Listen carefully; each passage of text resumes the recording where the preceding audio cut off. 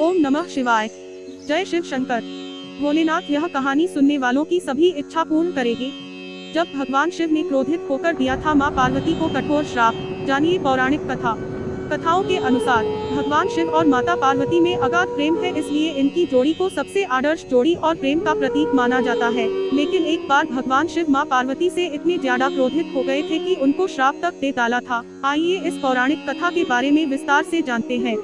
हिंदू धर्म में भगवान शिव और माता पार्वती सबसे ज्यादा पूजे जाने वाले देवी देवताओं में से आते हैं। माना जाता है माता पार्वती ने अनेकों कष्ट सहते हुए जन्मों तक कठोर तपस्या करके भगवान शिव को पति के रूप में पाया था। मान्यता के अनुसार अखंड सुहाग और पति की लंबी उम्र के लिए माता पार्वती का व्रत किया जाता है और माता पार्वती के साथ भगवान शिव की पूजा की जाती है। भगवान शिव और माता पार्वती की जोड़ी अगाध प्रेम का प्रतीक और आदर्श जोड़ी मानी जाती है। लेकिन एक बार भगवान शिव माता पार्वती से इतने ज्यादा नाराज हो गए थे कि उन्होंने माता पार्वती को श्राप तक दे दिया था। आइए जानते हैं ये पौराणिक कथा।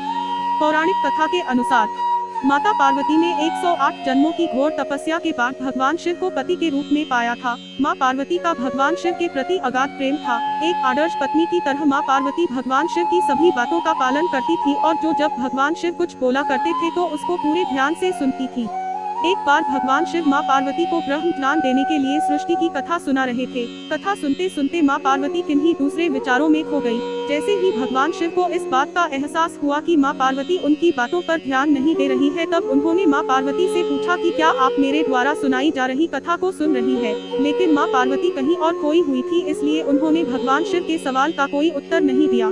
कुछ समय बाद जब मां पार्वती का अपने विचारों से ध्यान भंग हुआ और वे अपनी दुनिया में वापस लौटी, तब भगवान शिव ने क्रोधित होते हुए मां पार्वती से कहा कि आपने ब्रह्म ज्ञान का अनादर किया है। जब किसी से शिक्षा या ज्ञान लिया जाता है तब ध्यान भंग नहीं होना चाहिए और अगर ऐसा होता है तो ये दंडनीय है। इसके बाद भगवान शिव ने दंड स्वरूप मां पार्वती को श्राप दिया कि अब आपका जन्म किसी मछुआरे परिवार में होगा।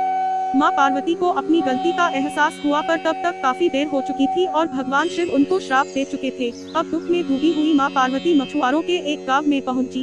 इस गांव के मुखिया की कोई संतान नहीं थी। एक दिन वो मछली पकड़ने के लिए तालाब जा रहा था, तब उसको रास्ते में एक पेड़ के नीचे एक कन्या बैठी हुई मिली, जो कि वास्तव में कन्या के रूप में मां पार्वती थी। वह नन्ही कन्या पूरी तरह से वहाँ अकेली थी, उसके साथ कोई भी नहीं था। तब मछुआरे ने इस घटना को प्रभु की कृपा समझा और उस नन्ही कन्या को अपने साथ अपने घर ले आया। मां पार्वती उसी घर में कन्या के रूप में रहने लगी। इस तरह मां पार्वती को अपना एक जन्म भगवान शिव के श्राप के कारण मछुआरे के घर में काटना पड़ा। जय शिव शंकर। ओम नमः शिवाय।